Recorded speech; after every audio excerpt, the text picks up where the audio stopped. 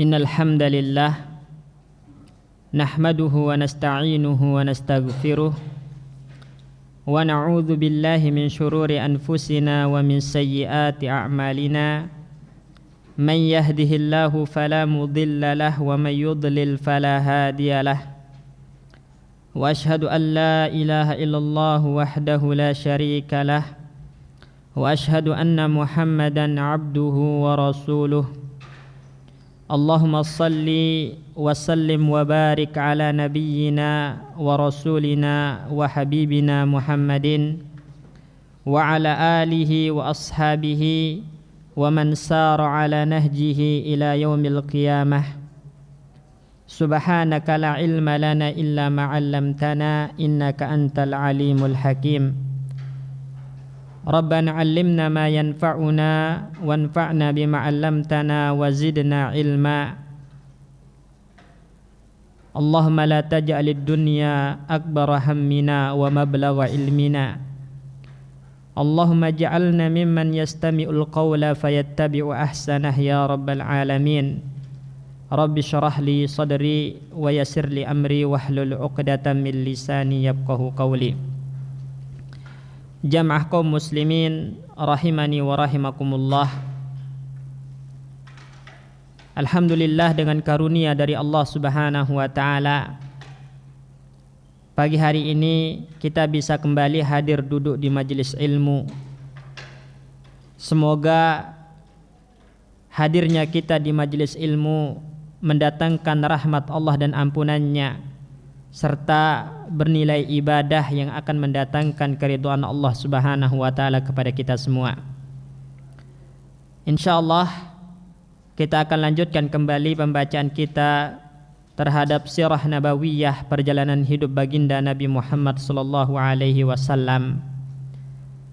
Bila pada pertemuan sebelumnya kita telah membaca dan mengkaji tentang Bai'atul Aqabah Ats-Tsaniyah, Bai'ah Aqabah yang kedua, serta isi bai'at yang dilakukan oleh sahabat-sahabat Ansar, sahabat-sahabat dari Madinah terhadap Rasulullah sallallahu alaihi wasallam.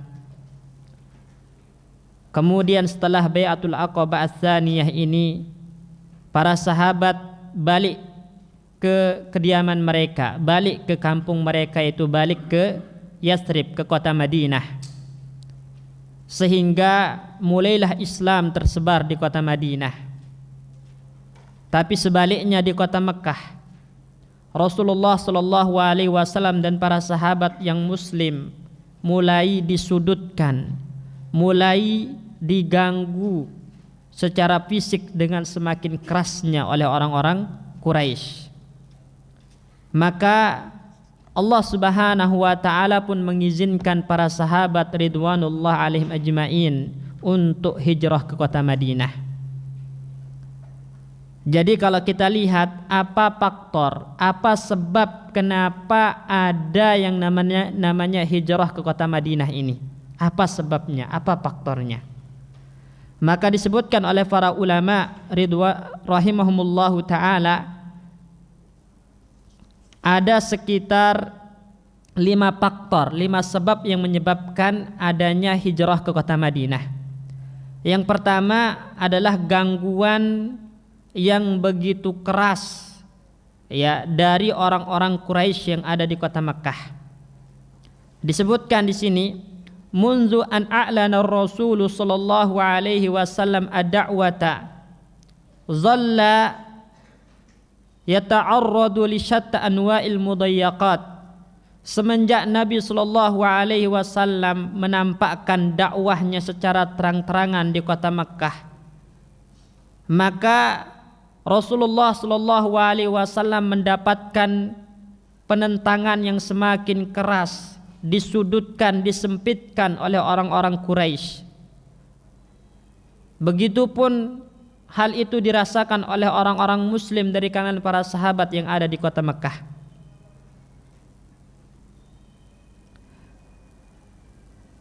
Maka Rasulullah sallallahu alaihi wasallam melihat kondisi yang seperti itu, berpikir bagaimana caranya ya, supaya kaum muslimin, para sahabat ridwanullah alim ajmain aman dari gangguan orang-orang Quraisy. Akhirnya maka kita dapati sebelumnya Nabi Shallallahu Alaihi Wasallam memerintahkan para sahabat hijrah ke Habasyah, dua kali hijrah ke Habasyah.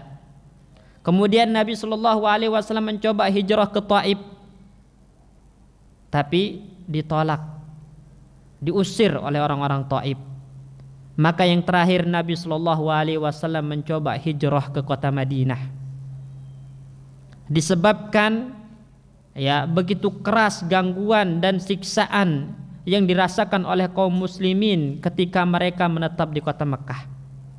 Bahkan dalam riwayat disebutkan Bilal bin Rabah radhiyallahu anhu ketika dia hijrah mengatakan Allahumma al'an Syaibah ibn Rabi'ah wa Utbata ibn Rabi'ah wa Umayyata ibn Khalab kama akhrajuna min ardina ila ardil waba.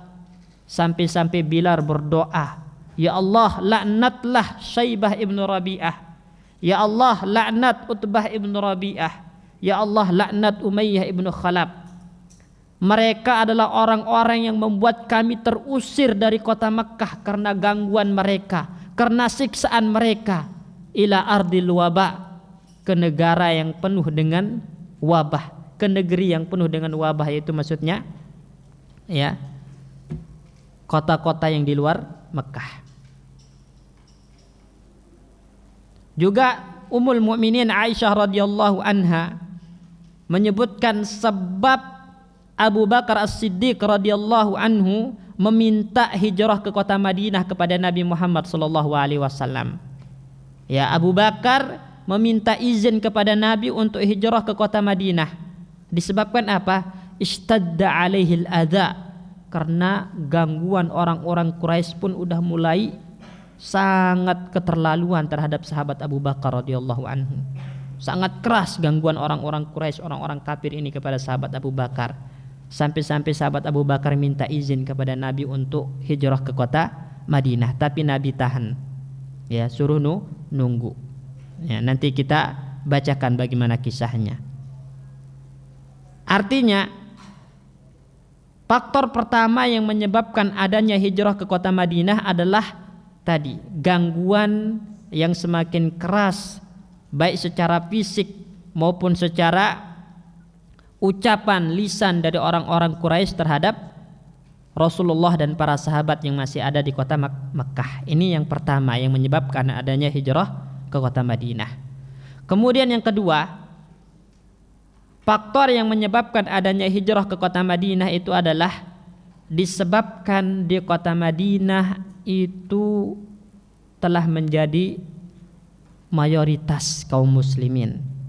Ya. Jadi di Madinah itu sudah menjadi mayoritas kaum muslimin, sehingga memungkinkan untuk ya menampakkan dakwah secara terang-terangan, ya tanpa takut lagi dengan gangguan dari orang-orang kafir.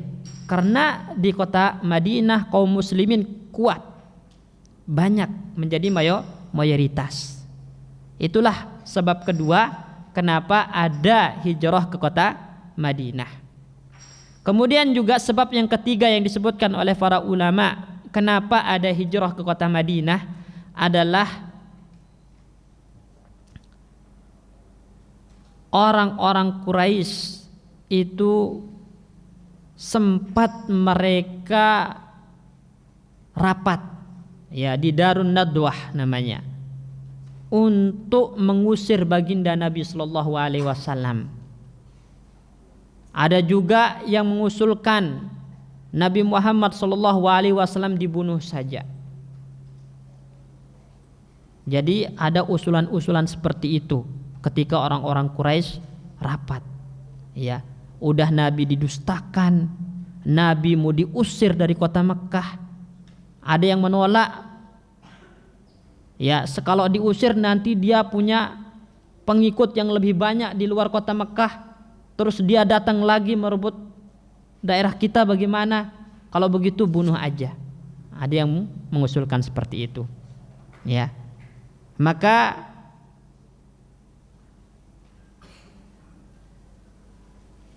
dalam riwayat disebutkan ya bahwasannya Sa'ad ibnu Mu'az ya radhiyallahu anhu menyebutkan, Allahumma innaka ta'lamu annahu laisa ahadun ahabba ilayya an ujahidahum fika min qaumin kazzabu rasulaka wa akhrajuh.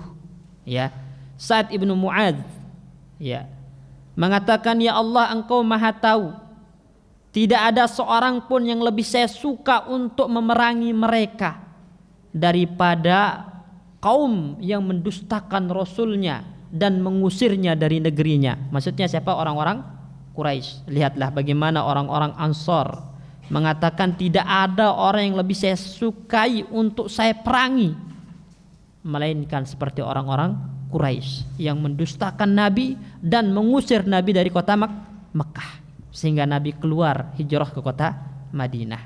Jadi adanya upaya pengusiran dan pendustaan kepada Nabi Muhammad itulah yang menyebabkan ya adanya hijrah ke kota Madinah. Ini yang ketiga. Ya. Kemudian yang keempat, kenapa ada hijrah ke kota Madinah? Karena para sahabat ridwanullah alaihim ajmain takut terfitnah, dalam artian takut nanti dipaksa untuk murtad meninggalkan agama Islam oleh orang-orang yang ada di kota Makkah. Ya. Makanya Ummul Mukminin Aisyah radhiyallahu anha mengatakan tatkala ditanya tentang hijrah, beliau mengatakan kanal mu'minun yafirru ahaduhum bidinihi ila Allah taala wa ila rasulih mukhafata an yubtana alaih. Orang-orang beriman dari kalangan sahabat Nabi sallallahu alaihi wasallam, salah seorang dari mereka lari dengan membawa agamanya, lari demi mempertahankan agamanya, meninggalkan kota Makkah menuju Allah dan Rasulnya karena takut kalau diam di kota Makkah mereka akan terfitnah, mereka akan dipaksa untuk murtad meninggalkan agama Islam. Maka mereka meninggalkan kota Makkah demi menyelamatkan agama mereka. Ini faktor yang keempat kenapa ada hijrah ke kota Madinah. Kemudian yang kelima yang menyebabkan adanya hijrah ke kota Madinah yaitu adanya perintah dan izin dari Allah Subhanahu wa taala untuk berjihad. Untuk berjihad, ya. Makanya disebutkan di dalam Al-Qur'an, udzina lilladzina yuqataluna bi annahum zulimu. Ya, diizinkan bagi mereka orang-orang yang diperangi untuk melawan balik, untuk berjihad karena mereka dizalimi. Ya, dizalimi. Jadi itu 5 faktor kenapa ada yang namanya hijrah ke kota mana? Ke kota Madinah atau Yasrib. Jadi yang pertama itu gangguan yang begitu keras dari orang-orang Quraisy yang menyakiti Rasulullah dan para sahabat ridwanullah alaihim ajmain. Kemudian yang kedua, karena kota Mekah udah menjadi karena kota Madinah udah menjadi tempat mayoritas kaum muslimin, sehingga kaum muslimin punya kekuatan di situ. Kalaupun harus mendakwahkan secara terang-terangan maka tidak perlu ada kekhawatiran, ya. Kemudian yang ketiga, karena ada upaya-upaya dari orang-orang Quraisy untuk mengusir Nabi Muhammad, bahkan membunuh Nabi Muhammad, dan mereka pun mendustakan Nabi Muhammad sallallahu alaihi wasallam. Kemudian yang keempat yang disebutkan para ulama adalah karena para sahabat ya berupaya untuk menjaga agama mereka supaya tidak terfitnah, supaya tidak murtad kembali karena desakan dan paksaan dari orang-orang Quraisy, maka mereka lari ke kota Madinah demi menyelamatkan agama mereka. Kemudian yang terakhir, Allah mengizinkan kaum muslimin, para sahabat untuk berjihad, dan tentunya enggak mungkin berjihad kalau masih mereka di kota Makkah. Akhirnya mereka keluar ke kota Madinah supaya berjihad bisa ditegakkan terhadap orang-orang kafir yang ada di kota Makkah, ya. Taib, kita bacakan di sini kisahnya. Bagaimana hijrahnya kaum muslimin ke kota Madinah? Disebutkan di sini, walamma raja'al ansaru ilal madinati zahara bainahumul islamu aktsaru minal marratil ula. Tatkala orang-orang Ansar, maksudnya sahabat-sahabat yang berasal dari kota Madinah, dari kabilah Khazraj dan Aus, itu kembali ke Yasrib, kembali ke kota Madinah, maka Islam semakin nampak di kota Madinah. Islam semakin menyebar di kota Madinah sehingga menjadi mayoritas. Adapun Rasulullah sallallahu alaihi wasallam wa ashabuhu dan para sahabat yang ada di kota Makkah, fasdada alaihim adal musyrikin, maka semakin keras gangguan orang-orang musyrik kepada Nabi dan para sahabat yang ada di kota Makkah.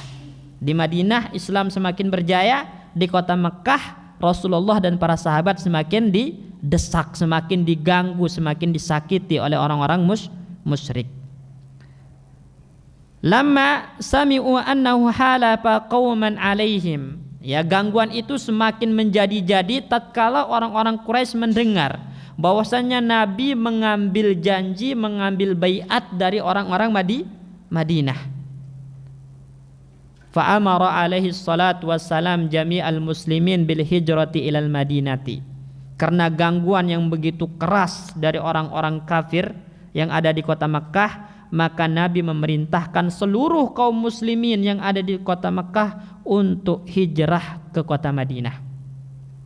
Jadi perhatikan di sini jamaah sekalian, hijrah dari Makkah ke Madinah itu perintah, ya, menjadi sesuatu yang wajib dilakukan oleh para sahabat yang mampu untuk hijrah demi menyelamatkan agama mereka, ya. Jadi hijrah itu bukan asal hijrah, bukan untuk pergi jalan-jalan, ya, meninggalkan Makkah ke Madinah buat jalan-jalan, enggak, ya, tapi untuk menyelamatkan agama. Ini yang pertama. Kemudian untuk menjalankan perintah Rasulullah sallallahu alaihi wasallam, karena hijrah itu atas perintah Nabi Muhammad sallallahu alaihi wasallam kepada seluruh kaum muslimin. Oleh karena itu para ulama mengambilkan pelajaran dari sini bahwasannya apabila ada orang berada di negara orang kafir, negara yang mayoritasnya orang-orang kafir, kemudian sistem, ya, pemerintahan, undang-undangnya juga adalah undang-undang yang kafir. Kemudian orang ini ketika berada di negara kafir itu tidak leluasa menjalankan syariat Islam, tidak leluasa untuk beribadah kepada Allah Subhanahu wa taala, beribadah di bawah tekanan misalnya, dan dia mampu untuk hijrah, maka wajib hukumnya hijrah dari negeri kafir itu ke negeri muslim. Supaya apa? Supaya dia leluasa beribadah kepada Allah tanpa harus takut ditekan dan diganggu. Tapi bagaimana kalau dia berada di negara kafir, namun dia leluasa beribadah tanpa ada tekanan, tanpa ada gangguan? Apakah wajib hijrah ke negara muslim? Wajib enggak? Enggak wajib. Tapi disunnahkan untuk hijrah. Nah, pertanyaannya, kapan wajib hijrah dari negeri kafir ke negeri muslim? Ketika kalau kita berdiam di negara kafir itu, kita kesulitan untuk melakukan ketaatan, kita kesulitan untuk melakukan ibadah karena ditekan oleh pemerintah yang kafir atau orang-orang kafir yang ada di situ. Dan kita mampu untuk hijrah meninggalkan negeri kafir tersebut ke negeri Islam, hukumnya wajib hijrah, enggak boleh kita diam di negeri kafir. Tapi kalau ternyata ketika kita berada di negeri kafir, kita leluasa menjalankan ibadah tanpa ada gangguan, ya, dan kita mampu untuk hijrah, maka sunnah hukumnya hijrah, dianjurkan, ya, dianjurkan hijrah meninggalkan negeri kafir ke negeri Islam. Kalau gambaran yang ketiga, ada orang-orang yang tinggal di negeri kafir, dan mereka tidak leluasa beribadah karena ditekan dan diganggu. Ya. Tapi mereka juga enggak mampu untuk hijrah. Gimana? Maka inilah yang dimaksud dengan mustada'afin, orang-orang lemah, dan mereka dimaafkan karena ketidakmampuan mereka untuk meninggalkan negeri kafir menuju negeri Islam. Seperti sebagian para sahabat ridwanullah alaihim ajma'in yang tidak mampu hijrah dari Mekah ke Madinah disebabkan ditahan oleh keluarga-keluarga mereka yang ada di kota Mekah. Jadi mereka enggak mampu memang untuk hijrah, dan mereka juga enggak leluasa beribadah di negeri kafir. Maka merekalah mustada'afin, orang-orang lemah yang dimaafkan oleh Allah Subhanahu wa taala karena enggak hijrah. Ya. Jadi ingat jamaah kaum muslimin rahimani wa rahimakumullah, hijrah dari kota Makkah ke Madinah itu atas perintah Nabi, dan itu hukumnya wajib pada saat itu. Hukumnya wajib. Untuk apa? Untuk menyelamatkan agama, menyelamatkan agama mereka. Ya. Fasaru yatasallaluna hifata Quraisy am tamna'ahum. Maka para sahabat ridwanullah alaihim ajma'in setelah mendapatkan perintah untuk hijrah ke kota Madinah, mereka diam-diam keluar dari kota Makkah, sembunyi-sembunyi keluarnya, karena khawatir orang-orang Quraisy tahu dan menahan mereka supaya tidak meninggalkan kota Makkah. Ya, lihatlah ya bagaimana para sahabat ridwanullah alaihim ajma'in itu ditekan, diganggu oleh orang-orang Quraisy di kota Makkah. Sampai-sampai mau keluar dari kota Makkah pun harus diam-diam, sembunyi-sembunyi, karena takut ditahan para sahabat dan enggak bisa hijrah ke kota Madinah. Ya. Ini menunjukkan kepada kita permusuhan yang digaungkan oleh orang-orang kafir kepada kaum muslimin itu bukan semata-mata permusuhan karena perebutan kekuasaan, karena perebutan kedudukan, jabatan dan semacamnya, tapi murni karena agama. Mereka benci terhadap kaum muslimin. Ya, orang-orang kafir itu tidak akan pernah ridho terhadap orang-orang muslim sampai orang-orang muslim meninggalkan Islam. Makanya Allah katakan walan tarda ankal yahudu walan nasara hatta tattabi'a millatahum. Orang-orang Yahudi dan Nasrani tidak akan pernah ridho kepada kalian sampai kalian mengikuti agama mereka. Begitupun orang-orang musyrik, mereka tidak akan pernah ridho, tidak akan pernah diam, tidak akan pernah tenang sampai membuat kalian murtad meninggalkan agama Islam. Baru mereka diam, baru mereka tenang dan senang. Ya. Oleh karena itu para sahabat berusaha untuk menyelamatkan agama mereka dengan meninggalkan kota Makkah menuju Madinah, dan itu pun diam-diam, sembunyi-sembunyi, takut ditangkap dan ditahan oleh orang-orang Quraisy. Orang yang pertama kali hijrah dari kalangan para sahabat ridwanullah alaihim ajma'in dari kota Makkah ke Madinah itu Abu Salamah. Ya, yang pertama itu Abu Salamah Al-Mahzumi dengan istrinya Ummu Salamah. Ya. Yang mana sebenarnya Ummu Salamah ini radhiyallahu anha sempat ditahan oleh kaumnya. Ya, supaya tidak mengikuti suaminya hijrah ke kota Madinah. Tapi akhirnya mereka melepaskannya, sehingga Ummu Salamah pun ya menyusul sang suami hijrah ke kota Madinah. Maka suami istri yaitu Abu Salamah dan Ummu Salamah adalah termasuk orang-orang yang pertama kali meninggalkan kota Mekah menuju Madinah dari kalangan para sahabat ridwanullah alaihim ajma'in. Kemudian setelah itu ya beriring-iring mulai semakin banyak para muhajirun, para sahabat yang hijrah dari kota Makkah ke Madinah firaran bidinihim, untuk menyelamatkan agama mereka. Ya, jadi mereka rela meninggalkan negeri mereka, tanah kelahiran mereka, rela meninggalkan rumah mereka, harta mereka, menuju negara yang mereka di situ belum tentu punya rumah.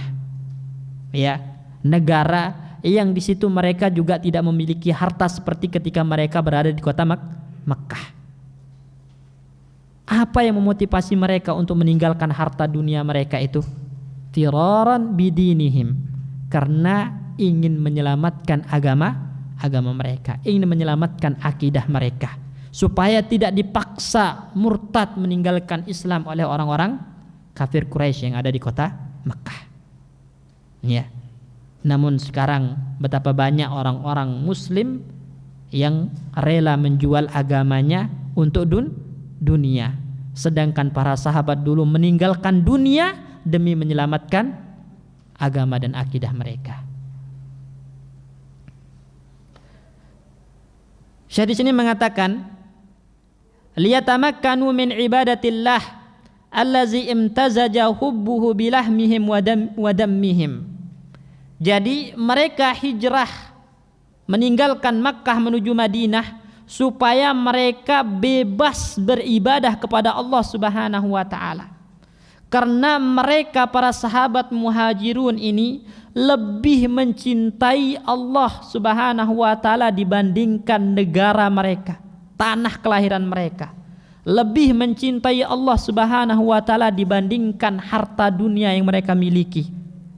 Kecintaan mereka kepada Allah itu telah menyatu dengan darah daging mereka. Lihat. Ya. Allah di atas segala-galanya bagi mereka. Inilah para sahabat muhajirun ridwanullah alaihim ajma'in.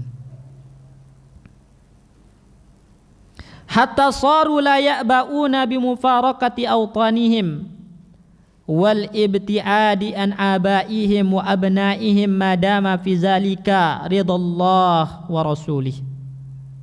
Mereka tidak peduli. Mereka harus meninggalkan negara mereka. Mereka harus jauh dari orang tua mereka. Mereka harus meninggalkan anak-anak mereka yang di kota Makkah yang masih kafir, yang masih musyrik, enggak peduli. Selama dalam hijrah itu mereka mendapatkan ridho Allah dan Rasulnya. Lihat, Allah dan Rasulnya dikedepankan daripada keluarganya, daripada bapaknya, daripada anak-anaknya yang masih musyrik. Ya, mereka tinggalkan semua itu demi meraih ridho Allah dan Rasulnya yang memerintahkan mereka untuk hijrah dari kota Makkah menuju Madinah. Lihat bagaimana tunduknya para sahabatnya, mas sekalian. Ya. Kalau kita diperintah oleh Allah Subhanahu wa taala untuk bayar zakat, masih mikir gitu kan? Masih mikir, ya.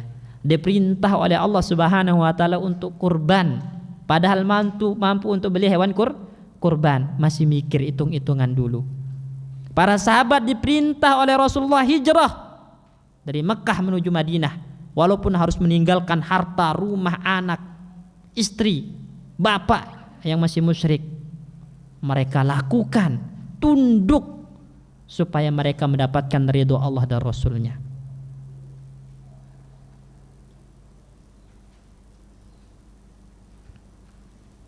Jadi para sahabat semuanya telah hijrah, ya, dari kota Makkah menuju Madinah, kecuali orang-orang yang mustada'afin, yang lemah.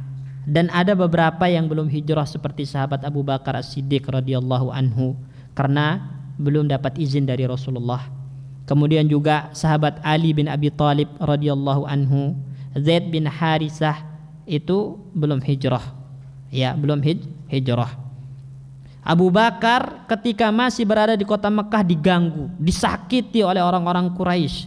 Maka Abu Bakar pun ingin hijrah, meninggalkan Mekah menuju Madinah. Tapi Rasulullah mengatakan kepada Abu Bakar, ala rislik, pelan-pelan wahai Abu Bakar. Tahan dulu wahai Abu Bakar, kata Rasulullah. Fa inni arju an yu'dzana li, karena saya berharap Allah mengizinkan saya juga untuk hijrah meninggalkan Mekah menuju Madinah. Lihat, Rasulullah Shallallahu Alaihi Wasallam tidak serta merta langsung keluar dari Mekah menuju Madinah, menunggu dulu dapat izin dari Allah Subhanahu Wa Taala. Karena yang diperintahkan, yang diizinkan oleh Allah itu adalah para sahabat, kaum muslimin. Rasulullah belum dapat izin, masih nunggu dapat izin dari Allah Subhanahu wa taala. Ya.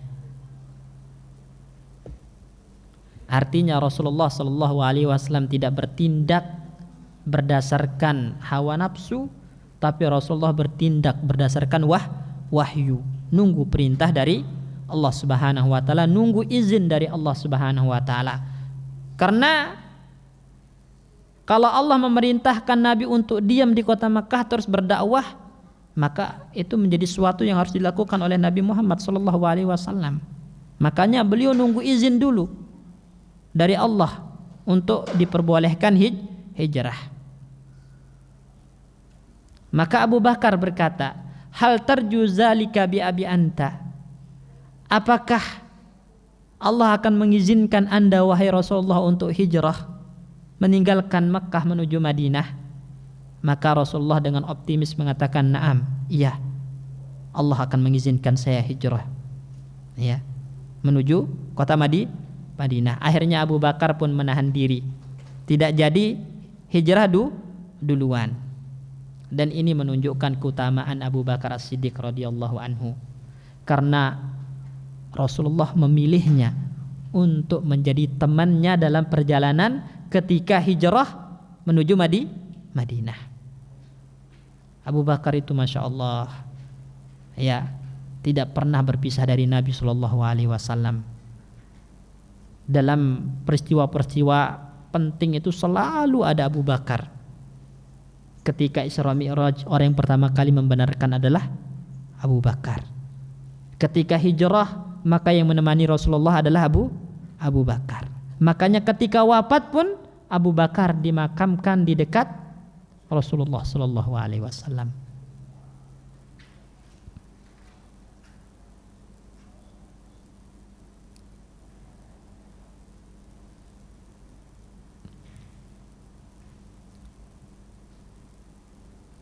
Maka berdasarkan apa yang kita sampaikan tadi jamaah sekalian, kita bisa simpulkan bahwasannya hijrah nabawiyah itu adalah merupakan salah satu kejadian penting dalam sejarah Islam. Kenapa? Karena waktu dan tempatnya itu berdasarkan wahyu. Kemana Rasulullah harus hijrah? Kemana para sahabat harus hijrah? Ke kota Madinah. Itu atas wahyu dari Allah Subhanahu wa taala. Kapan para sahabat harus hijrah? Kapan Rasulullah harus hijrah? Menunggu izin dari Allah atas wahyu. Sehingga hijrah ke kota Madinah itu adalah kejadian penting dalam sejarah Islam disebabkan tempat dan waktunya berdasarkan wahyu. Ini.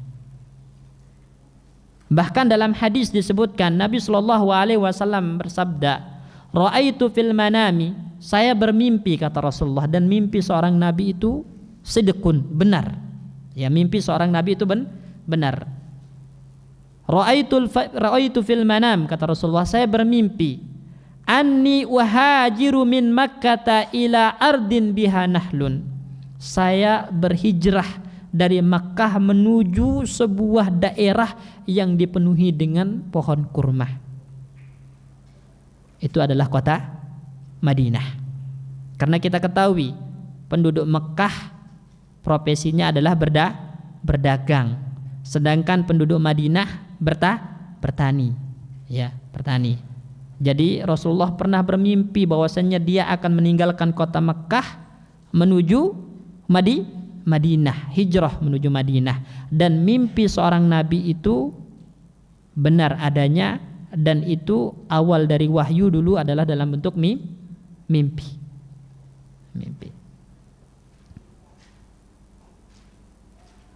Kemudian yang kedua, hijrahnya para sahabat Rasulullah sallallahu alaihi wasallam meninggalkan kota Makkah menuju Madinah itu bukan siyahah. Bukan untuk apa?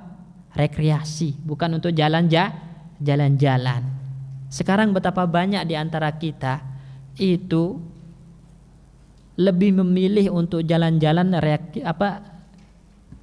wisata ke negeri kafir gitu kan, ke negeri kafir.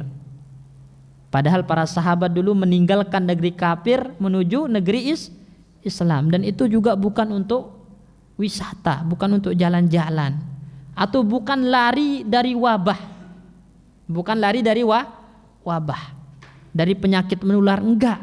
Tapi para sahabat lari dari Mekkah menuju Madinah min ajlil aqidah, karena akidah, untuk menjaga akidah, untuk menjaga tauhid, untuk menjaga iman, dan juga sebagai bentuk menjalankan perintah Rasulullah Shallallahu Alaihi Wasallam kepada mereka. Karena hijrah pada saat itu menjadi beban yang harus ditunaikan, menjadi sesuatu yang wajib, ya, yang harus ditunaikan.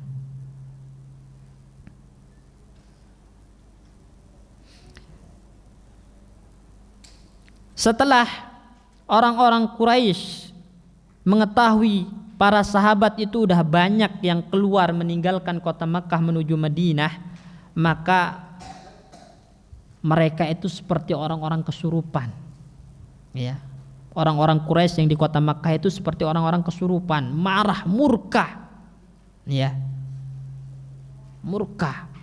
Akhirnya mereka pun berkumpul, pembesar-pembesar Quraisy ini berkumpul, ya, di Darun Nadwah.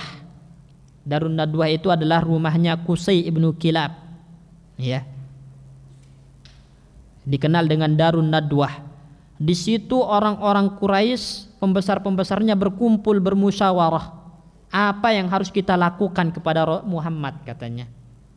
Apa yang harus kita lakukan kepada Muhammad sallallahu alaihi wasallam? Lihat, sekarang pengikutnya telah keluar dari kota Makkah, hijrah ke kota Madinah. Kita nggak bisa berbuat apa-apa kepada mereka. Sekarang Muhammad ini masih ada di kota Makkah, katanya. Apa yang harus kita lakukan kepada dia? Ada yang mengatakan kita usir dia dari kota Makkah supaya kita istirahat dari dakwahnya Muhammad, kata mereka. Tapi usulan ini ditolak.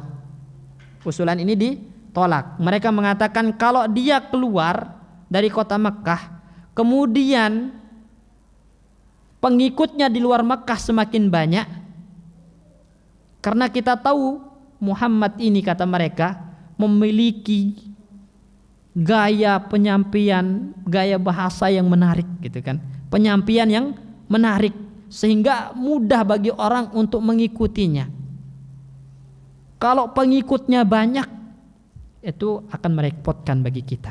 Akhirnya usulan mengusir ditolak.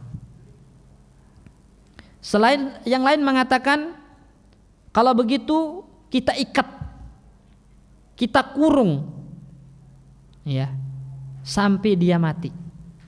Ya, diikat dan dikurung, dipenjara sampai dia meninggal, katanya.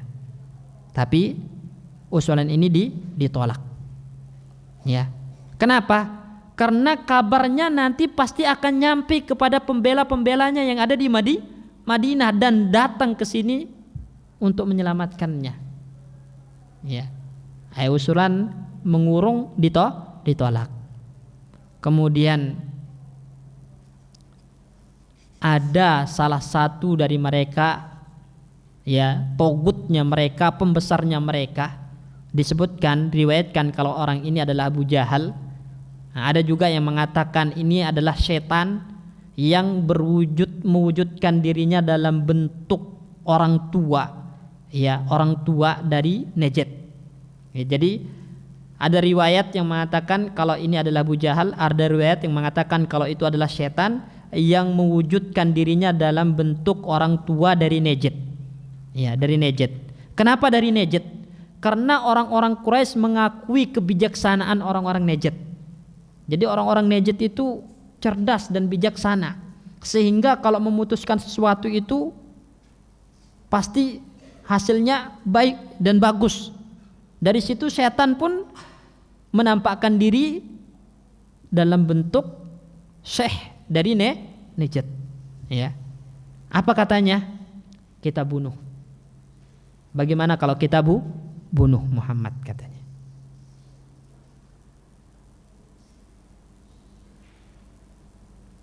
kalau kita bunuh nanti keluarganya Banu Hashim akan menuntut kepada kita. Begini katanya, kita ambil dari setiap kabilah, dari setiap suku satu pemuda yang kuat. Kemudian kita berkumpul di depan rumahnya Muhammad. Ketika dia keluar di apa namanya istilahnya, kalau pedang disabet bareng-bareng dengan pedang gitu kan, sehingga enggak ketahuan siapa yang membunuhnya.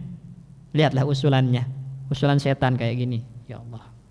Ya, kalau satu orang yang membunuh kan bisa nuntut keluarganya. Supaya enggak bisa dituntut, kita kumpulkan setiap suku itu satu pemuda, mengirim satu pemuda yang kuat dari mereka, dan nanti ketika Muhammad keluar dari rumahnya sabet bareng-bareng. Sehingga enggak ketahuan siapa yang membunuhnya, dan mereka pun enggak bisa menuntut. Bani Hashim keluarganya enggak bisa menuntut darahnya untuk dibalaskan. Dan mereka pun sepakat dengan usulan ini, usulan dari setan ini, ya.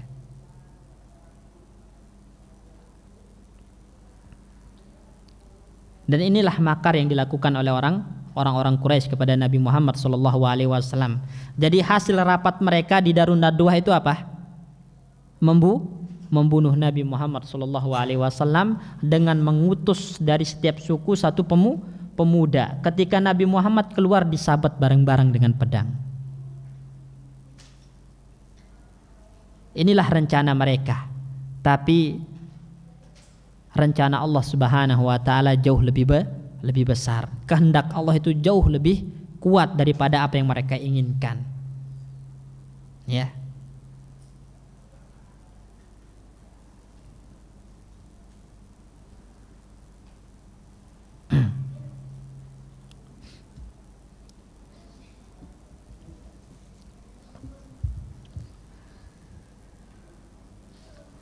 Baik.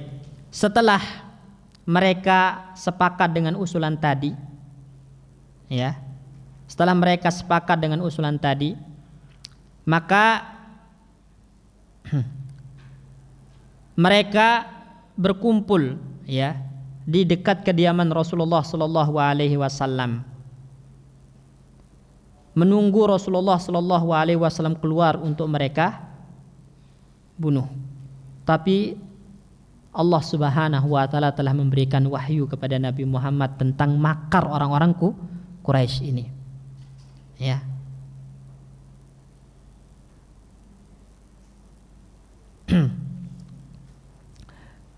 Sehingga Rasulullah sallallahu alaihi wasallam telah mempersiapkan diri sebelum, ya, orang-orang Quraisy ini mampu melakukan tindakan-tindakan buruk kepada Nabi Muhammad sallallahu alaihi wasallam.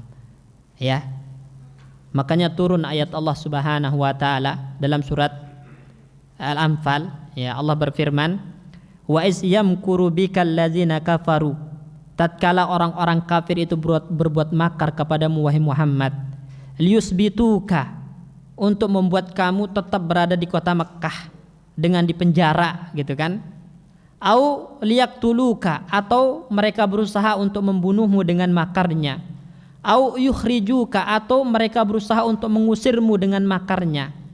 Tapi wayamkurun wayamkurullah wallahu khairul makirin.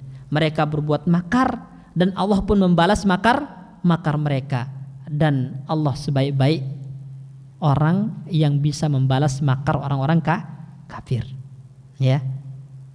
Jadi sebelum mereka bisa melakukan tindakannya kepada Nabi Muhammad, Allah telah memberitahu Rasulullah sallallahu alaihi wasallam sehingga Rasulullah mempersiapkan diri dan mereka tidak mampu menyentuh Nabi Muhammad sedikit pun.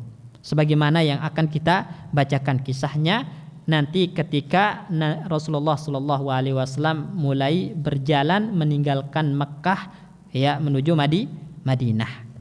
Tadi itu yang kita sampaikan adalah hijrahnya para sahabat, kemudian, ya, hasil musyawarah dan rapatnya orang-orang kafir Quraisy di Darun Nadwah, yaitu Dar Qusay ibnu Kilab, ya. Sebuah Qusay ibnu Kilab itu salah satu moyangnya orang-orang Quraisy, ya, bahkan termasuk dari kakeknya Rasulullah ke atas, ya, Qusay, ya. Ini. Taib. Mungkin ini dulu kita sampaikan, ya, karena perjalanan Nabi hijrah, ya, ke kota Madinah itu panjang, ya, banyak peristiwa-peristiwa penting di situ, ya, sehingga sedikit-sedikit tapi kita ambil hikmahnya, ya, bahwasannya para sahabat itu hijrah ke kota Madinah, ya, bukan hanya sekedar hijrah, tapi itu untuk menjalankan perintah Allah dan Rasulnya, untuk menjaga akidah mereka, iman mereka, tauhid mereka.